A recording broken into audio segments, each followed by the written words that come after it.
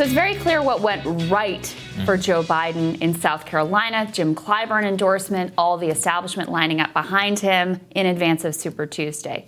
On the flip side, though, we also have to ask the question, what went wrong for Bernie Sanders when he had a spate of wins, big win in Nevada, almost as big a win there as Joe Biden had in South Carolina, but wasn't able to capitalize on that to gain momentum? When we look at the history books, it's going to be the critical period. There's going to be more written about this time than anybody else, about the 2020 primary election, which is that the night of the Nevada victory to the day that Jim Clyburn endorses Joe Biden for president. Something in that time period went very, very wrong. But it's not just that. It's all about all the structural factors and decisions made by the Sanders campaign in the last couple of months, how they decided to deal with Joe Biden, how they decided to deal with Michael Bloomberg, and more. We asked Zed Jelani. He always brings such a great perspective about this. Last night, let's take a listen to what he said. So I think their campaign between Nevada and South Carolina should have retooled and reshifted towards saying, I'm the unity guy, I'm the front runner, I want to welcome you all on board, instead of kind of doubling down on a lot of the, like, I'm the underdog radical revolutionary. I think that seems to be right, Krystal, which is that I've been trying to process this. I'm thinking back to my Jeremy Corbyn monologue that I made after his loss in the UK, which is that fundamentally you have to root. And I think this was always Sanders' issue, is that he had all of these kind of intersectional people within his movement that were not rooting themselves in the story of America. Yes. And that, except in that one time, the speech that you and I attended, when he rooted democratic socialism in the history of FDR, and he made it a distinctly American phenomenon. He did too much, I think, international, post-national solidarity, and he didn't root a lot of his rhetoric in a language that suburban voters can understand, that most Americans can understand. And I think that's why the suburban voters were so on the fence. And then when they got permission to vote for Joe, they went for Joe. And I think that's exactly right. Yeah. There was a long-term strategic error, and then there were some specific short-term strategic errors. I think the long-term error you exactly correctly identify. And this is something, look, we've had Professor Harvey J.K. on this show to talk about that radical history and tradition in America and the grounding of Bernie Sanders' values and his vision of democratic socialism in an FDR, in a return to an FDR type of Democratic Party. That's something that could have landed with suburban voters, could have landed with older voters who've been the most skeptical demographic group and also happen to be the most reliable voting group, which is a major problem for Bernie Sanders.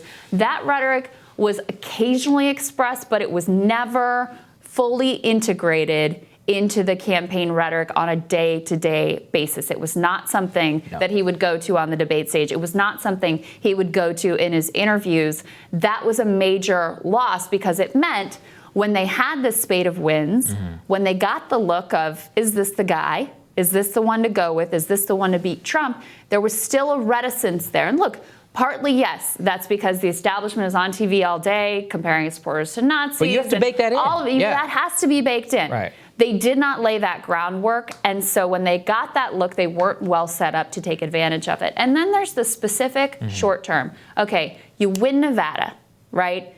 MSNBC, we covered it. Even Joy Reid was on there. They were ready to bow. They were ready. I mean, Joy Reid was on there saying, wow, we didn't understand the anger of this young lady. We didn't understand the energy of this movement. There was a moment where if they had gotten on the phone, what they needed at that point was all those friends and validators to say, this guy's not scary. It's not radical. It's not social. You're not going to lose. This is a normal person that you can feel comfortable voting for. His values of universal health care and fighting climate change, like these are things that you support and were with him. They should have been on the phone to every potential establishment endorser during those days. Then you can start to counter, even if a Clyburn comes in, you at least have some friends. Right. You've got some allies. You've got some things built for the long term. Now you're in this very perilous position where who's going to make their bet? Who's going to bet on you at this point? Right. At that point, you could have gotten, we talked about this. We're like, when we saw de Blasio come in, can you get some of the craven vote to think that this is the bandwagon to jump on? They could have. Some people would have, if they had tried with enough people, some people would have come through.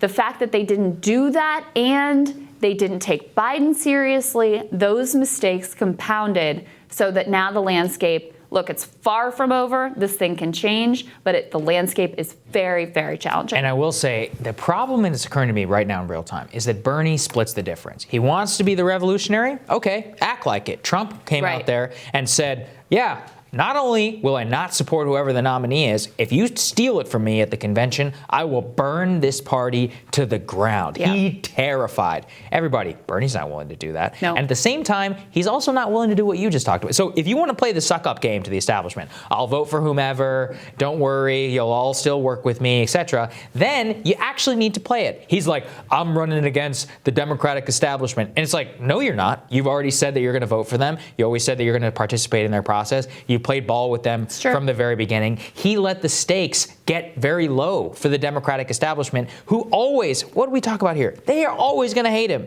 They're always going to hate you. You're always an existential threat. They are not your friend. When you're an existential threat, act like it. Right. But you don't act like it. And so he basically let himself get suckered, because now it's going to be very difficult for Sanders at this point. It's the Bloomberg dropping out is where I'm really starting to see the scales tip on the other side. Now, again, what's the number one thing against Joe Biden?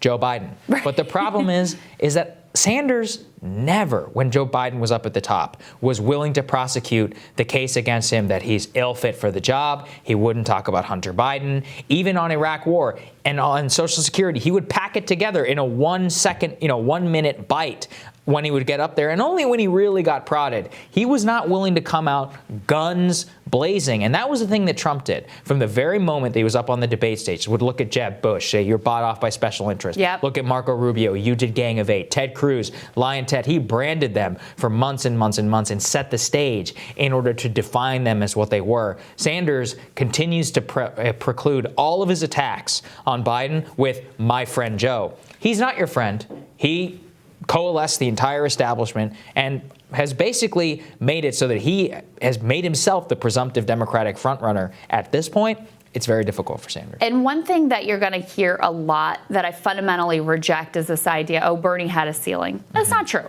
I mean, the reality is that he does have high favorability ratings. He is the most trusted on the issues. Like, people like him. They like him as a person. It was all open for him. He could have won them over. That was all there to be grabbed. And yes, the landscape is slanted against him. There's no doubt about it. Lots of forces arrayed against you, but you have to know that going in. And so when you didn't lay the groundwork to be able to capitalize on your success, and when after you have that success, you kind of sit back on your heels.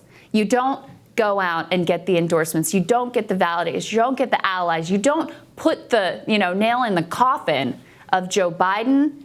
Then you let him back up off the mat, and now it's a very, very different dynamic and is going to be, not over. No.